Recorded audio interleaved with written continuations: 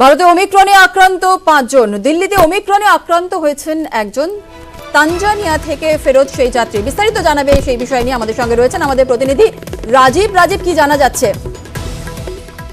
দেখো, ভারতবর্ষে এখনো পর্যন্ত ৫ জনের শরীরে এই ওমিক্রন ভ্যারিয়েন্ট পাওয়া গেল। করোনা ভাইরাসের যে মারাত্মক ভ্যারিয়েন্ট, ভয়ঙ্কর সংক্রামক এই ভ্যারিয়েন্টটির সন্ধান মিলেছে দিল্লিতে শেষমেশ একজনের শরীরে। এই যার শরীরে মিলেছে তিনি এসছেন তানজানিয়া থেকে। বিদেশ থেকে আসা যে সমস্ত ঝুঁকিপূর্ণ দেশ থেকে আসা মানুষজন যারা বিমানে ফিরেছেন, দিল্লির আন্তর্জাতিক বিমানবন্দরে যাদের শরীরে উপসর্গ রয়েছে তাদের দিল্লির এলএনজেপি হাসপাতালে রাখা হয়েছে এবং এখন পর্যন্ত এরকম মানুষের সংখ্যা ১৭ জন যাদের নজরদারিতে রাখা হয়েছে। এই ১৭ জনের মধ্যে একজনের শরীরে কিন্তু ওমিক্রনের সন্ধান মিলেছে।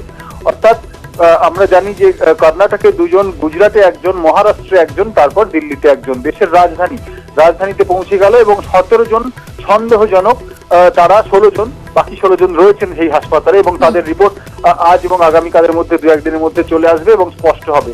খুব ব্যাপারটা দেখা যাচ্ছে যে খুব স্পষ্টতই ওমিক্রন কিন্তু থাবা বসিয়ে দিল ভারতবর্ষে এবং এক্ষেত্রে একটি সন্দেহের বিষয় এবং এটা ভীষণ ব্যাপার, ভয়ঙ্কর ব্যাপার, তা হলো যে এই যেভাবে বিভিন্ন রাজ্যে ছড়িয়ে পড়ছে, কর্ণাটক, গুজরাট, মহারাষ্ট্র এবং দিল্লি, এরপর যদি অন্যান্য রাজ্যে ছড়িয়ে পড়ে এই ওমিক্রন, তাহলে কিন্তু ভারতবর্ষে এই সংক্রমণ রুখে দেওয়ার সম্ভাবনা একদমই খুব চ্যালেঞ্জের মুখে পড়বে। একেবারে রাজীব, ভারতেও ওমিক্রনে আক্রান্ত হয়েছেন ৫ জন। অনেক ধন্যবাদ রাজীব।